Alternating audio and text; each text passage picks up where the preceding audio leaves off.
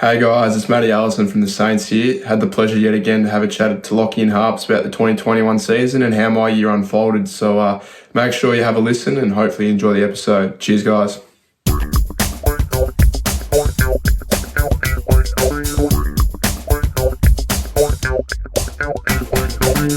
All right, it's been 6 months, been really looking forward to this. The Class of 2020 series is back. It's the series that makes everyone feel old, makes me feel on the cusp of being old. Lockie, you feeling a bit old today? How are you feeling? Mate, I'm feeling very old, mate. This bloke has already achieved more than I have at the ripe old 19 years of age. Yeah, and our guest that Lockie was alluding to there, Matty Allison from St Kilda, spoke to him 6 months ago. Like I said, how are you today, Matty? Going well, thanks, Harps. Good to be back on with you boys. Feels like forever since we last spoke, but it's good to be back on and have a chat. I know, mate. I'll tell you what, if I had my way, we'd be having weekly podcasts with you, Matty. And thanks for throwing to me before, Harp. I wasn't expecting that. Really appreciate that. But yeah, we'll start with just the and we'll keep the listeners on the toe. So just quickly, 2021 season, it's all done. It's all wrapped. Any quick reflections on it? It was another challenging year this year, boys. COVID again sort of interrupted everything again, which is quite frustrating. Reflections on the year, on a team point of view, it was a disappointing year for us, not making finals.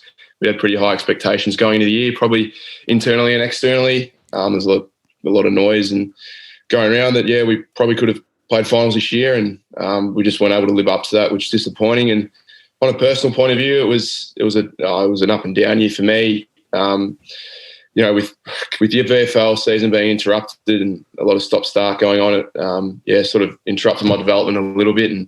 But I had a positional change this year. I went down back, which was a great challenge for me. Really enjoyed it. It was something that I haven't really done much before previously, as I was obviously drafted as a forward, but thoroughly enjoyed the experience, and I'm really looking forward to having a solid pre-season this year and learning a lot more about myself and defensive craft. So it'd be good. Yeah, and I've been doing a bit of a deep dive into the VFL stats. One game on the forward flank, I think. One at centre half back, two on the back flank, two at the back pocket, and two on the wing. Took a while for me to find some VFL stats, but I've got them there. So how do you reckon you adjusted to you rotated through a few different positions there, but playing as a more defensive player, how you feel you went? You've done well there, Harps, with your research there. Been all over the place this year, but yeah, you've done well. Look, to be honest, each game I got a lot more confident playing down back. I think my first two games I started as a forward, and I think I moved to down back about round 3 or 4. I was a little bit nervous because I hadn't done much defensive craft at all and wasn't trained to be a defender during the pre-season, so I was a little bit nervous. But throughout the whole week, I did a lot of throughout the whole year. Sorry, I did a lot of work with my defensive craft with our head development coach, Jake Batchelor, and with Jake being a previous defender himself, he was able to pass on a lot of knowledge and experience to me as well. We also had Dylan Robertson as well, that who unfortunately retired this year. He was also doing a bit of coaching with me, being a defender himself too. So I think just having those guys around was a big thing for me and helped me a lot. But look, I've still got a long way to go with my defensive craft. I've still got to sort of master a few things, but I think I've got some attributes there that can complement being a defender. And so, yeah, look, it's exciting to see what it could eventually turn out to be. But, yeah, still got a long way to go. But I really enjoyed it, boys. Yeah, it's always handy having the defensive coaches as previous defenders. So I'm sure Batchy and Robertson are looking after you. And so what was the decision behind that to take you from down in the forward line to play down back? Yeah, I think there was a few reasons. Probably two notable ones was, I think, just to get an experience of what it's like playing as a backman. I think also just add some more strings to my bow. I think with being quite a tall player, to have a bit of versatility in your game can be quite useful and handy. So to be able to play at either end, can sort of throw some ideas to the coaches around the team sheet, which is good. But I think it was also, I was sort of struggling a little bit as a forward early days, just with my leading patterns. And I suppose not playing for 12 months as well, it probably just thought it was all going to happen for me. And the idea of also going down back was to give me an idea on what playing on other forwards is like, and you can sort of get an understanding of what's a good and bad lead. And So then, I'm not sure when I'll go back forward, but when I do, I can sort of take what I've learned from playing down back into when I go back forward. So, they were probably the two reasons why the position change was made. Yeah, on the last episode where you spoke to us, and I do encourage people to listen to that one if they haven't already, the last one with Matty, Allison, class of 2020. But you said you play as a lead up, high half forward, use your running ability. You've played on a wing a bit, but the Saints are looking to use you as a defender, but you feel most confident and like you'll have the best impact as a high half forward. So if you're having a game tomorrow, hypothetically, do you think you'd have the best impact as a kind of typical high half forward like you used to be, or a defender like you are now? Yeah, it's a good question, to be honest. I haven't really thought of it. Haven't really thought about it like that, to be honest. Probably because I've just been spending so much time down back. I'm not really sure how to answer that. I know I did say I felt most comfortable as that forward, but I think now with spending the whole year down back and getting a feel of what it's like, and I feel, like I said before, some of my attributes could really complement myself being a really good defender. I might sort of have to change that perception now, Harps, and go, I think I feel most comfortable as a back. And purely that's just because I've learnt, just because I've spent the whole year down there. And I feel like if I go back down forward, I'll probably forget everything that I've learnt previously. So, I think playing at half back is something that I feel most comfortable now. Yeah.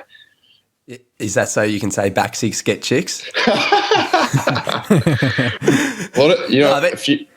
You'd be surprised. A lot of people, because obviously we've got a pretty tight backs unit at the Saints, and we always bring that up within team meetings. We always go back six get the chicks, and we always like to have a little gag about it. Maybe it has something to do with that. Nah, I'm kidding. But in all seriousness though, so is back now your favourite position? Because there's a difference between the position that you play best in and which one you like the most. And this is another one I get asked frequently is, what's your favourite position? And to be honest, I honestly don't have a favourite position. Because I'm, I've wanted this opportunity for so long to be on an AFL list. I'm just grateful to be playing wherever. You could start me in the ruck for all I care. I'm just so happy to be out there, just playing the game I love. To call myself an AFL player and say it's a full-time job, just so grateful to be able to say that. So I honestly don't have a favourite position. Wherever I'm needed to play, I'll just fulfil the role and just have a smile on my face, whatever I'm doing. So. Oh yeah, mate, we love that attitude. And you've been kind of alluding to all the stuff you've learned over the year, being in the back six under Jake Batchel and Dylan Robertson and those type of guys. What are some specific things that you reckon you've really kind of developed as strengths in your game as a defender?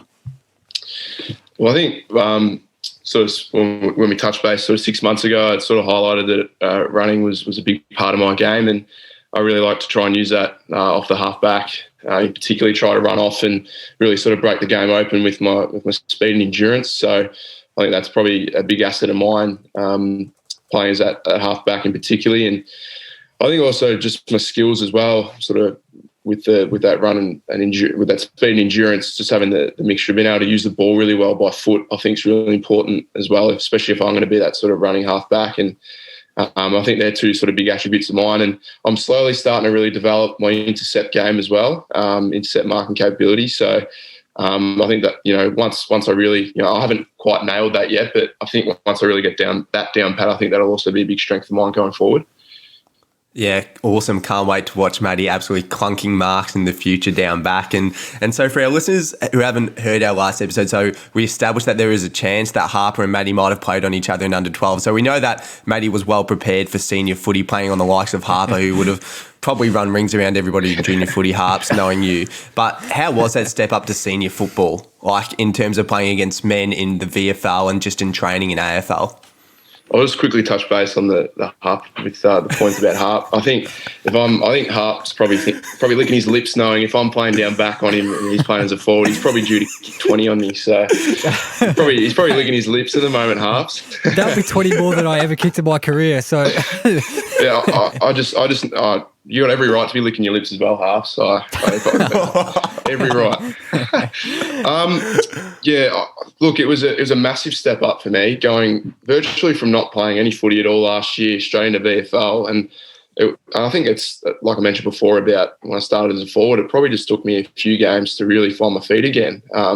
You don't realise how great of an impact not playing for 12 months does have on you. It's quite extraordinary, to be honest, because it's sort of the first time in my career where I've missed so much footy, because I've been pretty lucky with injury, touch wood, that continues. So it was a bit of a struggle, and I've still been quite a light frame as well. It was just adjusting to the bigger bodies, and even you got to be a lot smarter in senior footy as well. It's quite amazing how much you really get a greater idea of how much the mental side in footy plays a part in how things go, I suppose. And you've got to be switched on 100% of the time, because it's quite amazing. You make so many decisions when you're out on the ground, and to continually make great decisions, you've got to be mentally stable and capable. So it was a big step up, boys, and it took me a while. But overall, towards the second half of the year, I was pretty happy. So just got to continue that going into this pre-season, and hopefully can play some AFL senior footy next year. Yeah, wow. It's really interesting hearing like your reflections, having listened to your episode from the early in the year recently, and then just hearing you speak now, isn't it, Harps? It's really interesting, the different sort of perspective. Yeah. Oh, yeah, definitely. But the VFL, it was probably one of the most affected seasons of any footy competition ever. Like that VFL season was just crazy. I think Saints only played like 9 games or something in the end. So talk us through the kind of inner the conversations internally that were going on at Sandringham or the Saints or whatever around like this constant stop-start thing, and how it just must have completely disrupted your flow and everything. It was super frustrating because you weren't sure. You're going to every game not knowing if the game was going to get up or not. But the thing is, we're a pretty resilient group at the Saints, and everyone just prepared as if they were going to play, even though there was a possibility that you weren't going to play at all. So we just tried to stay as focused and as committed to the task ahead as we could, and we'd still do things normally, like review the game, preview the game. We'd still train as normally as if we're going to play. But in saying that, I'd be lying if I said it wasn't frustrating. It did take its toll a little bit, and especially for someone like myself who really needed to get some games into him to really sort of develop myself as a footballer and develop myself physically too. I really needed to play. So, but I think it's full credit to all the boys, that particularly the ones that were sort of regularly playing VFL, the way they handled it, because it was quite taxing. But hopefully next year there can be some normality, and the VFL can not have an interrupted season. Yeah, I can really feel that, because for you, mate, you've put in 2 massive pre-seasons, both at the AFL and your pre-draft year, getting yourself in preparation of playing football. Now you've probably including practice matches, under 15 games in 2 years, no injuries, just out due to COVID. I mean, how frustrated does that actually make you? And also, does it make you a little bit sort of worried that you have like players in other states are getting that for 2 years have had regular footy due to the fact that they haven't been like COVID affected, like, in South Australia and Western Australia? Yeah, definitely. It does. I definitely see that point that you're saying, Lockie, about, it is extremely frustrating when you see guys from SA and WA getting regular footy and not having interrupted seasons. You feel. I mean, the other thing as well, it's out of your control. So it's not like I can do much about it, but it is extremely frustrating, because I feel like I've got a lot to offer as well, and to not be able to show that it like I said before, it takes its toll a little bit. But like I said before, we're a really resilient group at the Saints, and we've had some real challenges this year with going to the hubs and things like that. So we've been able to adjust to things really well. But it was probably, I reckon it was about a 4 or 5 week period where I was starting to really play some good footy and was starting to really get some continuum in my footy. I was really, really pleased with my progress, the way I was going. And then it was shut down for the rest of the year, which was really disappointing because I felt like I might have been a chance to obviously push my case. So, but that's life. That's just the world we're living in at the moment. You just got to be able to adjust to whatever's thrown at you, especially with this COVID situation. So, yeah, geez, that sounds really tough. And I'd love to know though, so because there'd be a lot of Vic kids over the last 2 years that haven't played much footy, they haven't been drafted yet. So going into this year's 2021 draft, like, do you think this might affect their development in the fact that they haven't really been able to play their bottom age and top age years? Oh, definitely, for sure. I know exactly what those the boys who are eligible for the draft this year are going through at the moment. It's quite stressful and challenging because you just don't know when things are going to continue or resume or whether the season's going to go ahead at all. I think the great thing for the boys this year is they've still been able to play at least sort of 8 or 9 games throughout this year, whereas last year I only sort of played 2. So I think it's probably something that I can probably say to the boys who are eligible this year is you probably only need a good 8 or 9 games in you for recruiters to go, this kid's good enough, and that was probably the advantage they probably got over some of the 2020 boys last year. Is they've still been able to get some games in, and even some sort of Vic Metro games too. Recruiters have been able to sort of dictate whether they've been good enough against sort of the Vic Country, SA, WA boys, whoever. So, but I think the advice I would just give to some of the boys this year is just keep training. Although, it's probably going to be tough with motivation. Just keep working at it, and I'm sure results will come because that's all I did last year, and I was extremely fortunate to get the opportunity. So you'd be surprised if you just stick at it what the result and outcome can be. Yeah, I mean, people are going to get the opportunity. I guess it's just whoever kind of works hardest and gets the most motivated in these challenging times that it's going to all pay off for. But you were speaking about that kind of run of 4 or 5 games there in the VFL. I've dug deep again, boys. I've gone up to the VFL stats website, having a look here. You had a pretty good game against Aspley in round 6. By the look at the stats, you know what your performance was like. 10 kicks, 4 handballs, 6 marks, got your marking game going, which was good. You reckon that was your standout performance of the season, or am I just looking into the stats too much? To be honest, I reckon a few of those, 2 or 3 of those marks are uncontested boys, a couple of cheekies off half back. That was actually a really, really good win that day. We went up to Aspley. We actually went up the morning up to Brisbane. It was about a 6 a.m. flight, and then we had to fly back that night too. So that was quite a great win. Just knowing that we had to be up so early and had to fly in and out. It was about a 4-hour trip all up. 2 hours there, 2 hours back. To be honest, I didn't feel that was my best game for the year. I felt my game against Collingwood was probably my best game. Purely because I felt like I had a real strong defensive impact. It wasn't really more how I went sort of with my stats. It was more how I went defensively. I felt like I really was really accountable to my man. Sort of got a few spoils in and a few intercept marks, which I've really been working towards throughout the whole year. So I felt like that was my best game, boys, the Collingwood one. We got done, unfortunately, but purely just because of the defensive craft that was sort of on show during the game, yeah. Jeez, I'm loving this, Harps. You're going to give Two-Man from Triple M a run for his money with all these stats, mate. You'll be best in the business, Harper Pestinger. You heard it here first. And obviously that form started to get a bit of reward. So we saw that you were named emergency a couple of times, including around 23. Now, we'd want to know, how close were you to debut? Were you the next cab off the rank? How close were you, Matty? Come on. I was emergency 3 times this year. So I think I was just straight emergency for the West Coast game. We played West Coast over in Perth. I was just a normal emergency, but there was a game against the Swans, and then, as you mentioned, the last game against Freo where I was carryover emergency. So I think I was probably more close for the Freo game because I was the only carryover emergency that was taken to Hobart. So yeah, if someone got injured or whatever, I would have been in. So yeah, look, it was really nice to obviously be in the mix to potentially play, and I think I've said to a few people now that it's just giving me more drive and motivation going into this pre-season. That if I can sort of nullify a few areas in my game that I need to improve, that there's always an opportunity that I could potentially be playing some senior footy next year. So, and that's what I want to be doing, of course. So, obviously I got close, boys, but just not close enough, it was disappointing, but there's always something to work towards going this pre-season, yeah. It's been causing a bit of controversy, especially kind of in the lead up to the season.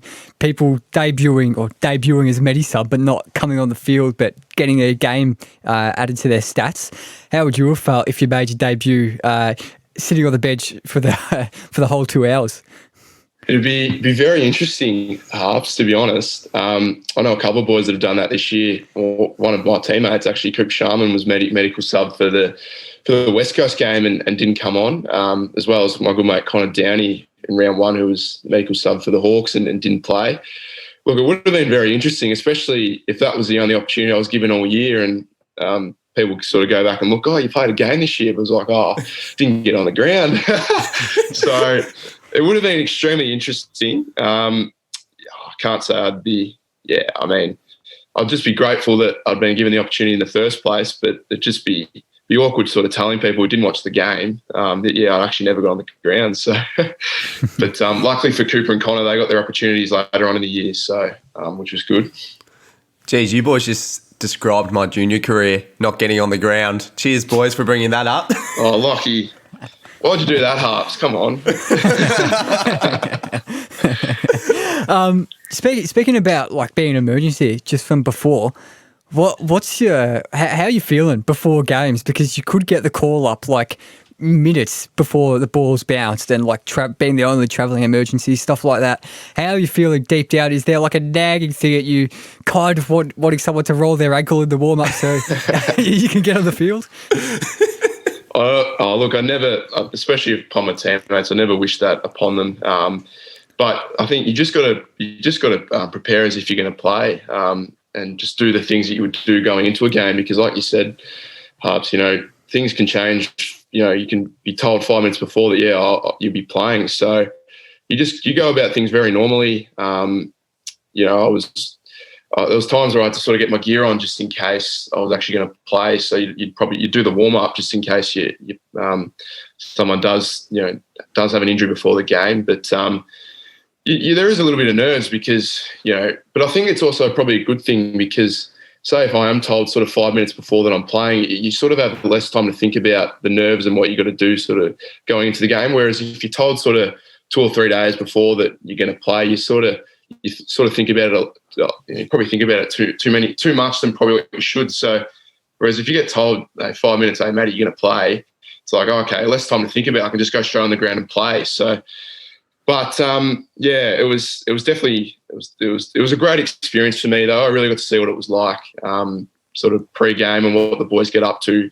What sort of how they prepare for the game leading into it. So, hopefully, it'll give me a bit of experience potentially if I get an opportunity next year. Geez, I know that we joked about off air about a 5-hour deep dive, but I'll tell you what, we're just about getting it, boys. This is very good analysis. I'm loving this from both you, Harps and Matty, so cheers for that. Loving the depth to these questions and answers. And so now it's the off-season, mate. I know that we're all stuck in lockdown and complying to the rules, of course. So what are you getting up to over the couple of weeks that you have off before going back to footy? Yeah, I've sort of been off for about 2 or 3 weeks now. It's quite hard to believe. Like, it doesn't really feel like an off season at all. Been stuck at home, but like I sort of mentioned off air, I'm really cracking into uni a bit over this off season. Sort of trying to get 2 or 3 subjects done before I head back. We've got a fair bit of time off. I don't have to go back till the 22nd of November. So I've started my training again as well. Sort of a couple of weeks into that. So with gym and started running a bit as well, which is good. So. I've been trying to get into the club a bit. We've been given a license to head into the club and sort of get in the gym, and it's been good to see a few familiar faces as well. But I think when things start to open up a bit, hopefully that's sooner rather than later. I will look to sort of get out of Melbourne and try and get away from home a bit, just to get a bit of a mental break. But yeah, like I said, who knows when that'll be? It might not even happen at all. But I'll try and keep it as busy as possible, boys, especially during lockdown. But it might be a bit challenging. I can't sit on my ass for too long. I've got to be always doing something. Mate, good chance to get out for a picnic today. Dad will just let us all do that. Very, very exciting times. Going to have a picnic in the park, but reflecting on the St Kilda season as a whole now, obviously you weren't like a core part of the 22, but what were their kind of internal conversations? Like I was speaking about internal conversations again, but because there were some good wins in there, like one against Sydney comes to mind, but there were also some pretty bad losses, pretty inconsistent seasons. So what was the chat around the club like during those kind of bad losses times? Yeah, it was a disappointing year overall. We didn't. We didn't want to finish 10th. We wanted to be playing finals, and we felt like internally that we had the capability and group to go on and play finals and be a winning finals team as well. Things didn't go our way with injury. We lost a few players throughout the year, which some of our key core members we lost throughout the year, which was disappointing. But we didn't want to blame injuries for the year we had. Yeah, we had some real. We had a lot of inconsistent games this year. So look back to our first half of the year, we had some real bad losses, which was it was tough. It was a really tough reviewing those games. But we went up to Sydney. We went up there. It was sort of middle of the year, just before the bye, just because lockdown happened. So they sent us up to Sydney, and we had a massive review of our sort of first half of the year, and we had some really honest and challenging chats, which has sort of been well documented as well. What was sort of spoken about, and I think after those chats, things really sort of clicked and changed. I think you look at our second half of the year, we had a really strong second half of the year. We played some really good footy, and we knocked off some sides who ended up playing finals. So. I think for Saints fans, they should have a bit of hope going into next season, what they saw towards the second half, because that second half of the year was really positive. And I think if we can really build on that going into the pre-season next year, we should be back contending and back playing finals. So all I'll say to the Saints fans is just stay hopeful and get behind us, because I think there's something really building at the moment. Yeah, and they'll put big Matty Allison into the side. And you'll absolutely dominate. I love it, mate. And what are your 2022 goals? Oh, I'd love to play. I'd be lying if I said that wasn't my biggest goal. I'd love to get an opportunity. Whether that's early in the year, middle of the year, that doesn't really faze me. I'd love to be playing early though. So that'd be the biggest one for me. Is getting that senior game. But I think just really working on some of the areas that I'm sort of working on at the moment, which is just my defensive craft and my physical capability. So just putting on more weight and just making sure that I'm able to play as a traditional defender. So they're probably the two big ones. And then just probably what I mentioned 6 months ago, just still being a really good teammate and a really good person as well. I think that's really important. So, that'll be my clear focuses going into 2022. Yeah, that's awesome too. And if everything goes to plan, it's just going to be rising the whole time for you. Your kind of your skill level and everything like that as a footy player. But during this season just gone, were there times where you felt perhaps you might have been a bit stiff not to make the side? It's probably going to happen more and more as the years go on. But were there times where you felt maybe a bit unlucky not to get a spot in the 22?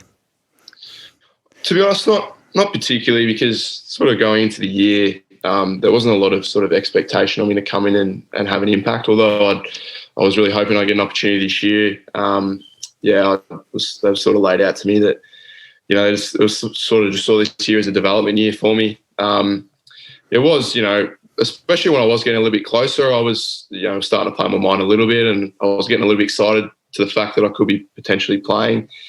But like I said before, just knowing that I got close to playing a game this year, it's just going to give me even more motivation over this pre-season to crack in and hopefully get that opportunity. I felt if I was to get an opportunity this year, it was probably just to come, probably I didn't think I really deserved the opportunity. I think it was more just because of some of the injuries we had, and we did have a lot of injuries this year. There were times where we only had 24, 25 blokes available because we're just smacked with injury, which was hard. So I feel like I really want to deserve my opportunity. So hopefully, like I said, next year I can, all this pre-season, really crack in and work hard and then deserve it next year.